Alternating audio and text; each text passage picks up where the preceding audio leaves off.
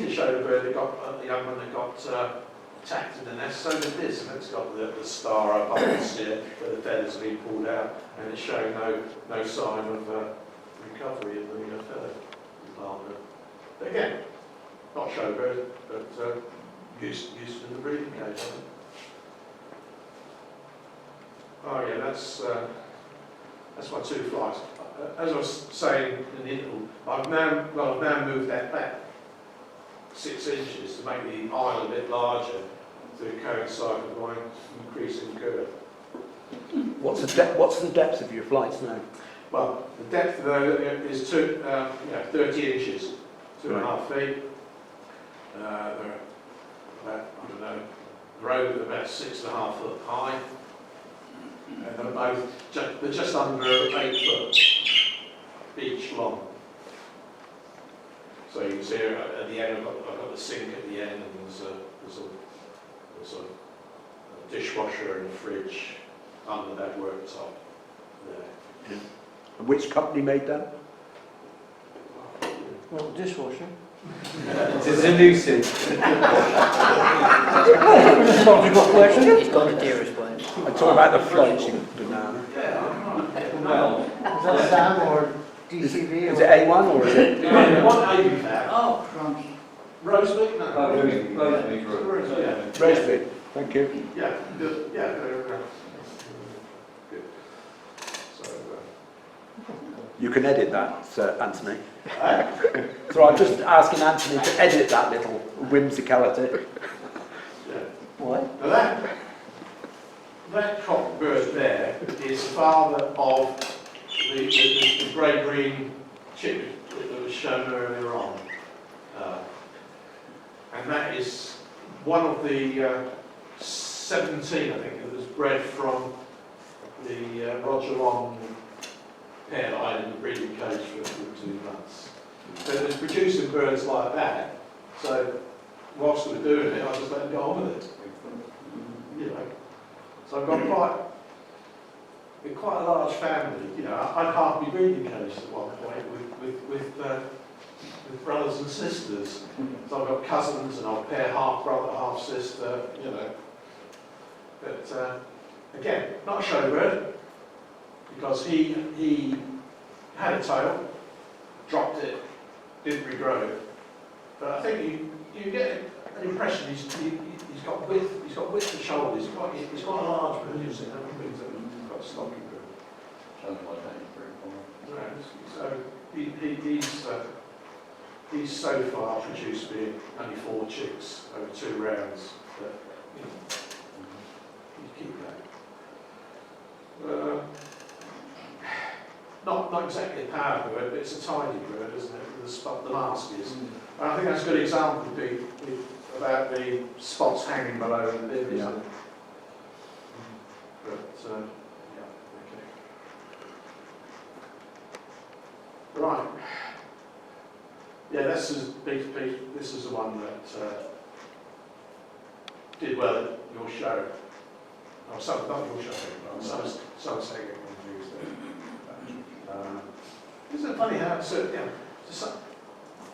same bird but a different angle? You see more emphasis on the flapping on the right hand side. No, anyway. Actually, that's where the feathers open. Yeah. Anyway, but he's got a large bird. I still like it to have a lot more on top. But I mean, you've got work in progress, as they say. So. Okay. That there, at the beginning, at Somerset, there was a few judges who preferred this bird. It is a better bird, I think, but it wouldn't perch. But Ricky Watts got in touch with me after the show. He was one of the judges and said that. Roy Atwood wanted to buy it off me, or my brother as well. But he's also the brother, I don't know if you recall, I showed you a cinnamon grey at the beginning, which was tiny, a little bit flaky, but it dropped its tail before I could show it. But that's its nestmate. Now that's bred from a swap I did with Robbie Keegan to get rid of, I don't think he was a breeder for a swap, but it came to me, and it was a long tail, distinctly a long tail. Now, there hasn't gone on to breed long tails, but they are long birds. And it's funny how also the father dropped a tail and never regrew it. So far, this one has retained its feathers, but the cinnamon grey, his brother, didn't. So I think, I think there's a place you can use birds that have not got, are not complete in the breeding cage, on the basis that you've got to accept that you've got to get a percentage of young that are going to be good feather and some that are not. You're going to lose it, And at the end of the day, I think you've just got to use the birds that are available to you. And that was what I said. Anyway, he's a useful bird in the breeding cage. Only got one chick so far.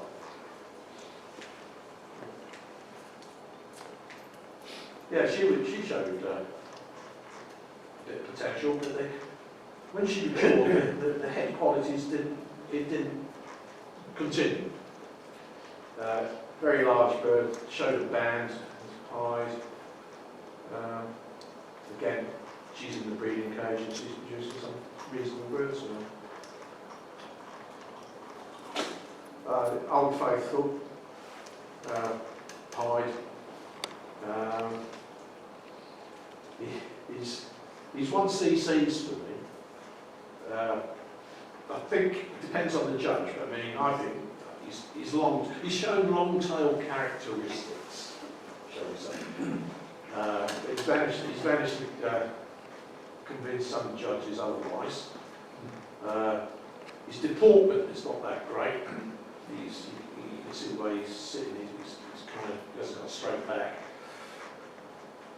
But I think he's got a nice face, and he's produced a few useful points. It's a baby cinnamon this year. A bit short of the mast though, but there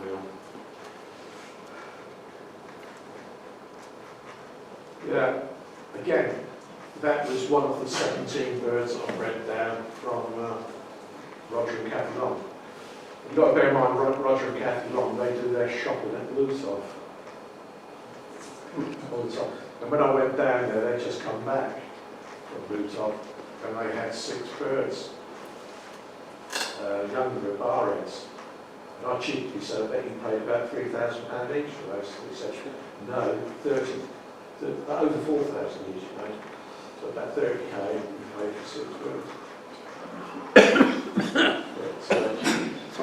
But again, not the most prolific of birds. I think he's only ever produced about 3 birds.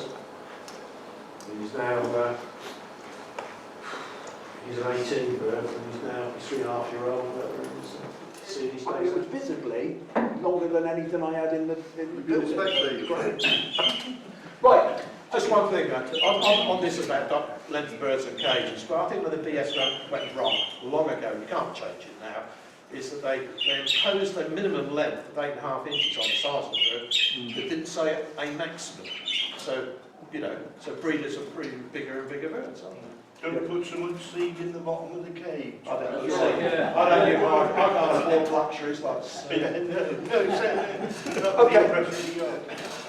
Right, okay, this is the opportunity, I have 4-10 minutes for people to ask intelligent questions. As I said, intelligent. anticipates intelligent answers. Well, I just thought I'd stop you all my intelligent.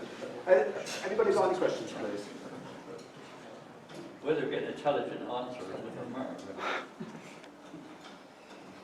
In regards to the long tail, are you not worried that it's going to go throughout the whole stud, and then all of a sudden you're just going to end up with the stud for the long tail? Well, that's a risk. It's all about management, isn't it? Like you wouldn't pair 2 visibly long-tailed birds together. No. Although I do think it's a recessive characteristic that can be carried. Yeah, it will come out in And maybe you've not got the next generation, you've got but that 2-3 generations. I maintain the view they're not long-tails, they're just big birds. The show cage is not big enough to do Yeah, that. like, no. And problem long tails, do you ever feel problem long tails? It's basically a pet-looking bird with a tail that sweeps the floor. And that's a long tail. I mean, that's as much way hen. If I had a short tail, it's stupid. Well, that's all within proportion. That's right, It's yeah. all yeah. within proportion. That's right, yeah. Balance. So what Yeah, we do, it's all you about know, balance. Obviously, I think it's a case of some judges are looking at it, they don't understand the fact that, yeah, as long as the bird is in balance, and it's not a long tail. the trouble is if it touches the floor, as far as a lot of judges, that's a long tail. Yeah. And along with leaving 2/3 is the body and 1/3 the tail. That should be about the Yeah, provided the bird is in balance, that's right. If it's a big bird, it's going to have a longer tail, you But see. it's located out small anyway, you all know that. Oh, that's right, yeah. Some people are hating it. Oh, yeah. I'm sure the BS can have a guideline soon about it. There was one bird, I don't know if you remember, there was a cobalt, young cobalt in Somerset show. When was it? Was it 2017, Mitch? They won at one best in show in Somerset. Margaret Darks. There's longer ago than that. That bird was absolutely huge. Yeah. I mean, the cage literally was big enough for it. It won lots of shows, didn't it? And it went to Doncaster and come second in the class for Somerset for the long tail. Yeah, I know, they need to shoot it. Do you remember the grey that I showed, the one best in show at Swindon? Yeah. That was like a small pigeon, wasn't it? But I mean, that's tail touched the floor. But that was Anthony Andrews, that one. He won with one year with two, was it clear flights or something? No, one dilutes. Dilutes, that's right, yeah. Two huge ones, weren't they? Yeah. A baby and an adult. I can't remember about that part, but there were two green series dilutes that he won 2 of the main awards That's right, yeah. at the show. Yeah. And they were quite flat birds. They weren't blowy at all. They were more continental looking birds, weren't they? And that took them to another level really for a while. And then where did that go? Now you've got the southeast of the country is where the top dilutes are coming from now, and that's down in sort of like Nicky Bird sort of like territory down there. That's where the dilutes are super stuff coming from down there. But it disappeared for a little while, didn't it? It looked like dilutes were really on the up, and then suddenly it goes. But doesn't it go in fashions anyway? Like that? I mean, at Northampton show this year, we had a recessive pied there that was absolutely miles ahead of any recessive pied that probably any of us Was had. that Terriers? Yeah, Yeah, it won at London and Southern as well. it was It was small, unbelievable. yeah. But that, if you say a long tail, that was a long tail. And a short body. Short body with a long tail. Huh? I'm looking at our two Northampton friends and you're going, oh, I can't remember it that well. I can remember being at their show and with Tommy, and me and Tommy were both into recessive bite, and we both went, well, we might as well pack this in now. Because it's just so far ahead of anything that's been before. But then will that still, it doesn't stay, does it? It goes in sort of like waves. It might even be a one-off even as well. No, it's not one-off. No, it could be a one-off. No, they've got But some of those birds are, aren't they, one-off? No, they've got some, they've bred some this year, yeah. Yeah. So, as recessive probably people are So what they do, trouble. put the very, very best normals into them, are they? Or? They have put very good normals in them. Yeah. But then Dave Wone up in the Midlands has put really, really good normals into clearings, and I don't know whether you guys... Oh, was the clearing at your show as well that Dave Wone had? And that was just something else, wasn't it? I mean, clearing that was miles ahead of anything that had been around for a long time. So there are people out there that are really sort of like putting in some really, really top birds into these rare varieties now. And those of us that do sort of like the lesser varieties or the rare varieties or whatever you want to call them, we're in trouble, really. Because we go to a show, we can't compete with that, that's all. But hey, I have an intelligent question, please. And that is, noticing on some of the photographs about the sort of like the blow and and getting that to stay up. And Tell me about it.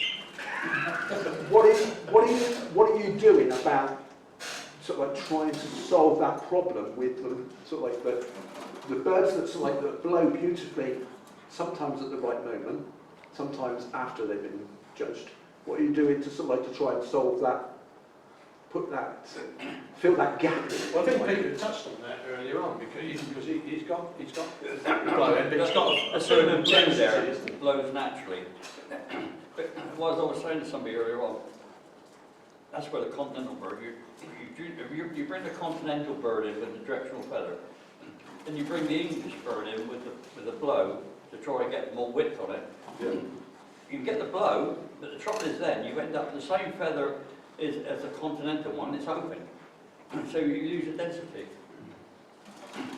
I mean, the sky blue, cinnamon there, the prime example, got a heck of a lot of blow, and it's natural blow, but it's open, and it loses, I don't know, it loses the style of the bird personally.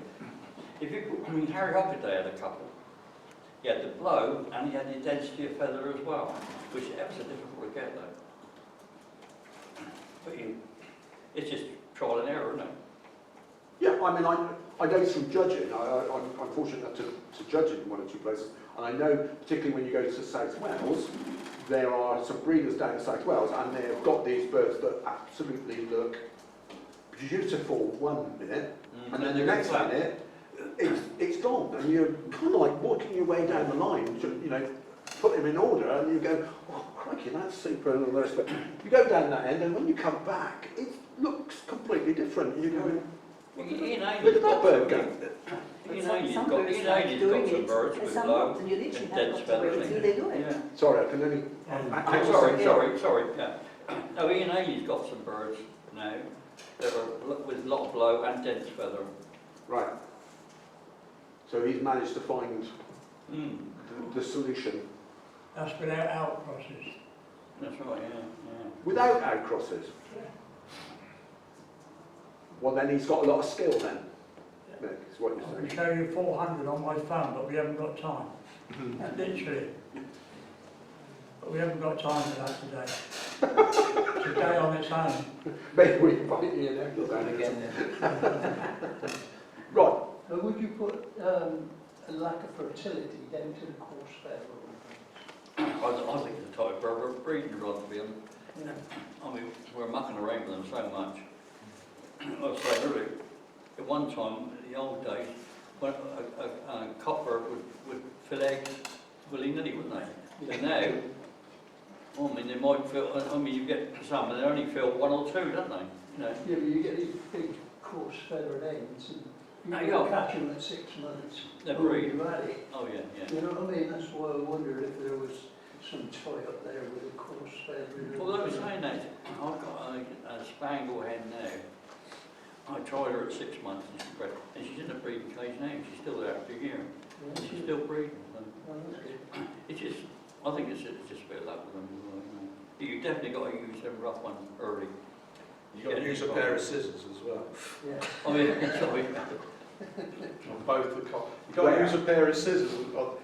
Where? Around events, trim both cocks now. I use scissors. Some people pluck, Some people don't. And you've had it, you know what I mean? I think days have gone when hens, the indicator of the breeding conditions, the kind of coffee-coloured sear in there. You still get it, but you also get hens that have got white sear, maybe going bluish. You don't think that's not going to breed, and they do. I think the birds are changing, And I think a lot of birds as well, these people with these big birds, they ain't natural. They don't breed naturally. They are overbred. Well, that's another problem with DS and the rules. They ban artificial insemination, which is common practice on the continent. You can't police it. You don't know what people do in their individual aviaries. Well, it goes on in this country, for Of sure. course it does. I know it does. But why have a rule that you can't enforce? Yeah, that's politics. Now, we're not going to get involved in that. You're a representative of the PS, you're in charge. No. The other thing that I find as well with those really buff ends as well is when I said where you cut it, is I find that you got sort of like have to cut further away from their eyes as well. Yeah, well, you get, I get a lot more eye trouble, yeah. Because otherwise they can't see when he's coming or what they're doing. You agree? Sorry. I was trying to find another way of putting that, but it came out all wrong. No, I think you're right. I think Red Robin, yeah. Do you want to talk about it? Keep me in, I'll stop digging me. Sorry, it's turning into a sex education class now. But okay. We are, before we do the wrap up, picture of Jim, thank you very much for coming and sharing your pictures and your words with us.